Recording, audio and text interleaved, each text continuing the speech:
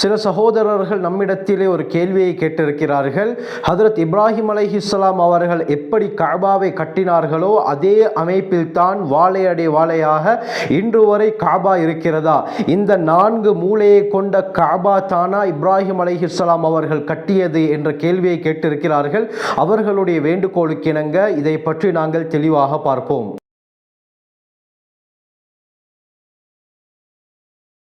அல்ஹம்துலில்லாஹி ரப்பில் ஆலமீன் வஸ்ஸலாத்து வஸ்ஸலாமு அலா ரசூலில்லாஹி அம்மா பஅத்.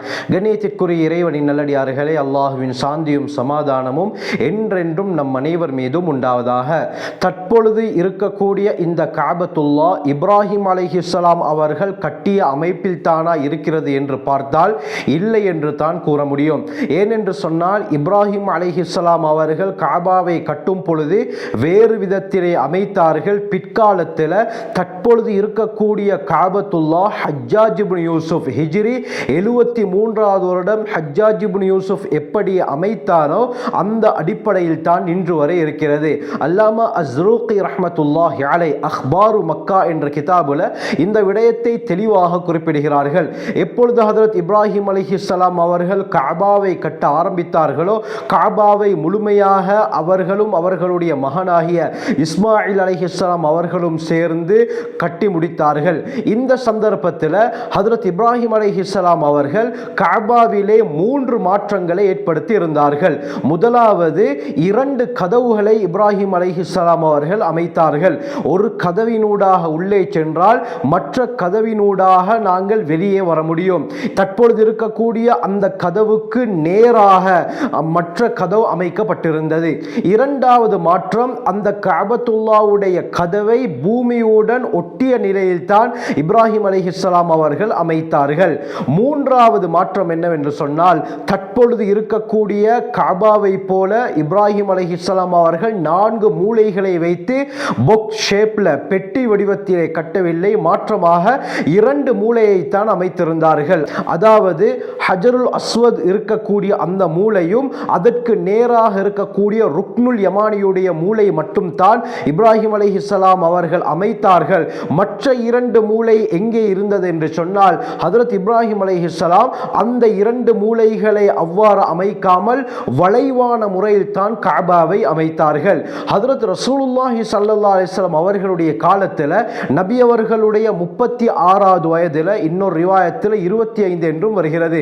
ஆனால் அதிகமான கருத்துப்படி ஸல்லல்லாஹு அலைஹி வஸல்லம் அவர்களுடைய 36வது வயதில் காபாவுடைய அந்த பகுதி மக்காவிலே ஒரு வெள்ளம் ஏற்பட்டு அதன் காரணமாக காபாவுடைய பல பகுதிகள் சிதைவடைய ஆரம்பித்தன. இந்த நேரத்தில் குறைஷிகள் காபத்துல்லாவை மீண்டும் கட்டுவதற்கு முடிவெடுத்தார்கள். இந்த நேரத்தில் மக்களுக்கு பொதுவான ஒரு அறிவிப்பை விடுத்தார்கள். அது என்னவென்று சொன்னால், யாரிடத்தில் பரிசுத்தமான பணம் இருக்கிறதோ, எந்த விதமான திருட்டு இல்லாமல் மோசடி இல்லாமல் ஹராமான முறையில் சம்பாதிக்காத பரிசுத்தமான பணம் யாரிடத்தில் இருக்கிறதோ அந்த பணத்தை மட்டும் எங்களுக்கு தாருங்கள், நாங்கள் அல்லாஹுடைய வீட்டை கட்டப்போகிறோம் என்று சொல்ல, இவ்வாறு யாரெல்லாம் பரிசுத்தமான முறையில் பணத்தை வைத்திருந்தார்களோ அவர்கள் தங்களுடைய பணத்தை எல்லாம் இந்த காபாவை கட்டுவதற்காக வேண்டி குறைஷியர்களிடத்திலே கொடுத்தார்கள்.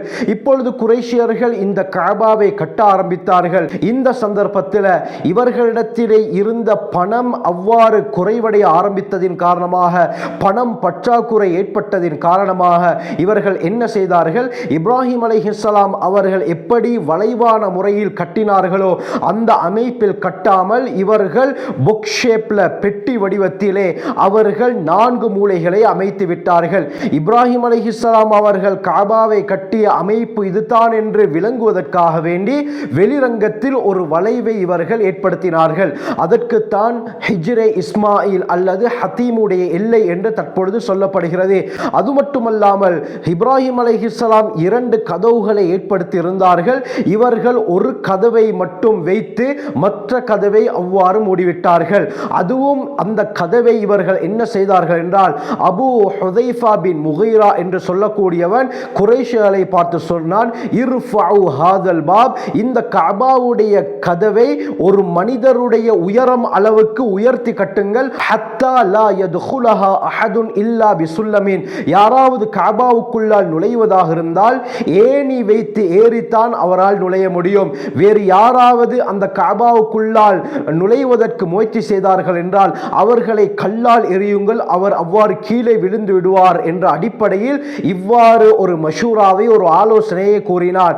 குறைஷியர்களாகிய நாங்கள் மட்டும் தான் இந்த காபாவுக்குள்ளால் நுழைய முடியும், வேறு யாரும் நுழையக்கூடாது என்ற காரணத்தினால் இவர்கள் இவ்வாறு காபாவை கட்டினார்கள்.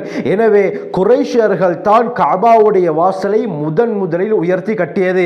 அதற்கு பிறகு ஹிஜ்ரி 64வது வருடம் இமாம் ஜரீர் அத்-தபரி ரஹ்மத்துல்லாஹி அலைஹி தங்களுடைய தாரீஹ்ல குறிப்பிடுறாங்க, அப்துல்லா பின் ஜுபைர் ரலியல்லாஹு அன்ஹு அவர்கள் எப்பொழுது மக்காவுடைய பொறுப்புதாரியாக ஆனார்களோ, மக்காவுக்கு பொறுப்பாக ஆனார்களோ, இந்த சந்தர்ப்பத்தில் இப்ராஹிம் அலைஹிஸ்ஸலாம் கட்டிய அமைப்பில் காபாவை கட்ட ஆரம்பித்தார்கள்.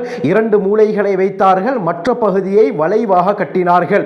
அதற்கு பிறகு அப்துல்லா பின் ஜுபைர் ரலியல்லாஹு அவர்களுக்கும் ஹஜ்ஜாஜ் இப்னு யூசுஃபுக்கும் யுத்தம் ஏற்பட அப்துல்லா பின் ஜுபைர் ரலியல்லாஹு அவர்கள் ஷஹீதாக்கப்படுகிறார்கள். அவர்களுடைய உடல் அந்த மஸ்ஜிதுல் ஹராமுடைய பகுதியில் தூக்கிலே போடப்பட்டது.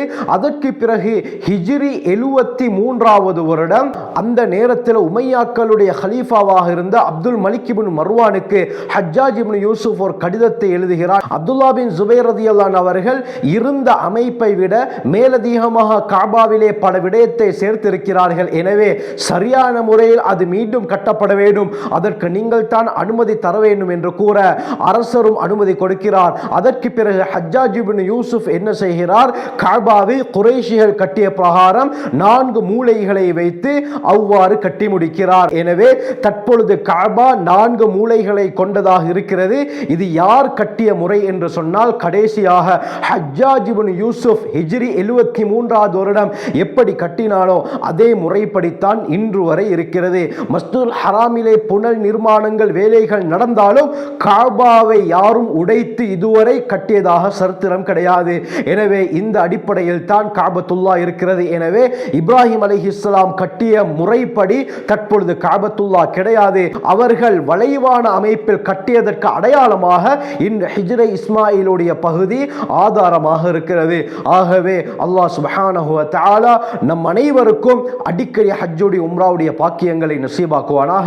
ஜஸாக்குமுல்லாஹு கைர். வ ஆகிரு தஅவானா அல்ஹம்துலில்லாஹி ரப்பில் ஆலமீன்.